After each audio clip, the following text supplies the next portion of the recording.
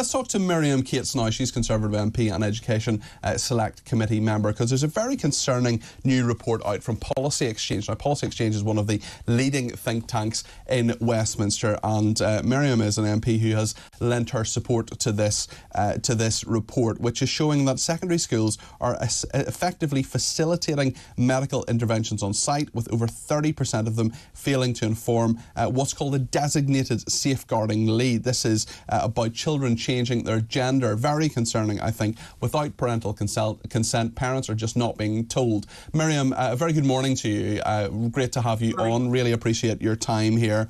What is going on here? Well, I think this is an incredibly widespread problem. We've known for some time that not only is there a significant increase in the number of children presenting with gender distress, but also that schools What is gender distress? Just for people watching, what exactly is that, Miriam?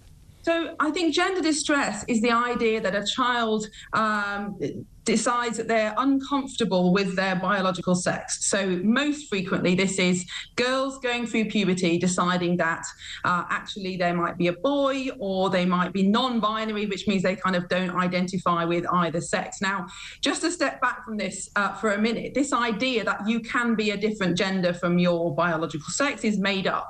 There is no scientific evidence for it. Obviously, it's an ideology that has very much captured a lot of our public debate, but it is just a theory. There is no fact behind it. There are two biological sexes, male or female. Obviously, there's an infinite number of different ways to express your biological sex and who you are, but there are just two biological sexes. But over the past 10 years particularly, there's been this extraordinary rise in children, particularly girls, who are expressing distress with their sex body. And of course, puberty is a very difficult time for many children, and it's not unusual at all to be uncomfortable with your body. But what is unusual is to have this idea and to have this idea reinforced by schools that you could actually be a different sex, a different gender because of your feelings. And what seems to be happening in schools, and not just a few schools, but an extraordinary number of schools, according to this report, is that those children who are expressing distress, mental distress, instead of being safeguarded, so instead of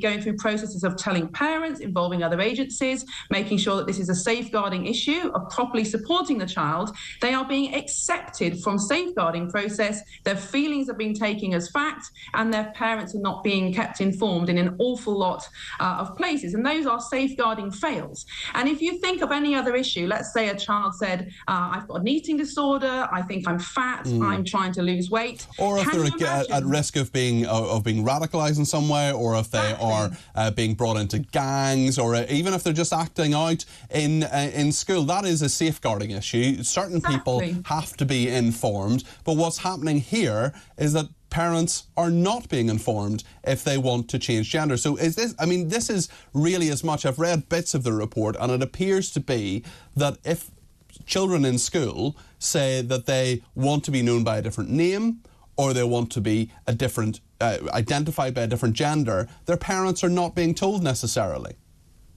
Exactly, and I personally know many families where this has happened, and they haven't known that in school time their child has been treated as a different sex, as a girl, let's say, has been called he and him and a different name, and then in communications with parents, the birth name and birth sex have been used. And again, that's an incredibly worrying, safeguarding red flag, to be keeping secrets from parents. Why are schools keeping secrets from parents on this absolutely fundamental issue? I mean, this is how children are described, how they're referred to. This is sometimes the changing rooms that they're using in schools. I mean, why are they not being informed here? Well, that is, of course, the primary question that we need to answer. And I think further on in the report, there are clues to that. And it explains how certain organisations, like, for example, Stonewall, have made their way into schools because originally, you know, their initial campaigns were very well respected, very effective civil rights campaigns around gay rights and preventing gay people from being discriminated against. But that has been used as a Trojan horse, really, for this trans ideology, this gender ideology to make its way into schools. And because of the kind of atmosphere around political correctness and equality, diversity and inclusion, I think very few people have dared to challenge this very new idea that you can change sex or change gender and present as a different gender to your biological sex. And I think obviously many parents do not want their child to be absorbed by gender ideology. They don't want their girls to be binding their breasts and allowing boys in their changing rooms. And so, of course, if the parents did know, they would probably complain and also express severe dissatisfaction with their, what their child, the feelings that are being affirmed in their child at school. So I think, some schools have chosen, rather than to have that battle with parents, to just keep them in the dark. Of course, this isn't every school, and we should be very clear that there are schools who are doing a good job of this and navigating what is an extremely difficult issue. I wonder, Miriam, from the teacher's perspective, there are some teachers who, of course, do the right thing. There are some who will go along with this woke ideology and hoodwink parents in this regard. As this survey has found, lots of schools have been given freedom of information requests and so on. In terms of what the parents know and what they find out at various points, what is your advice to them? You're a member of the Education Select Committee. What is your advice to parents in regard to trying to reconnect with a school here, especially if their child is in what's called gender distress?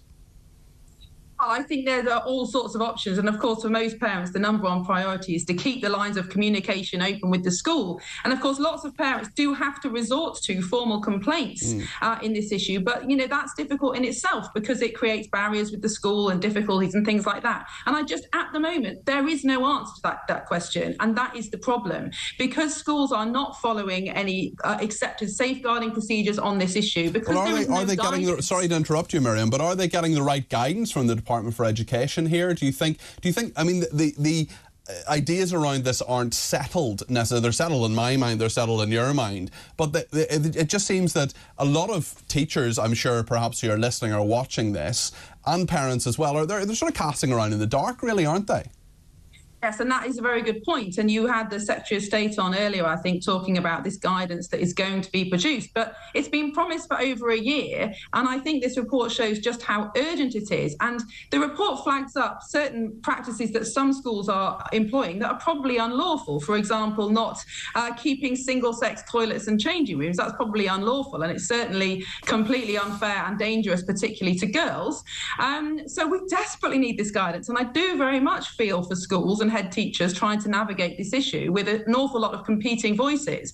But fundamentally, safeguarding has to be at the heart of that guidance. We must have single-sex spaces and single-sex sports for boys and girls. There are obvious reasons for that. And it cannot be the case that schools are allowed to enforce medical interventions with no knowledge of parents and no input from medical professionals. That seems to be fairly straightforward safeguarding rules.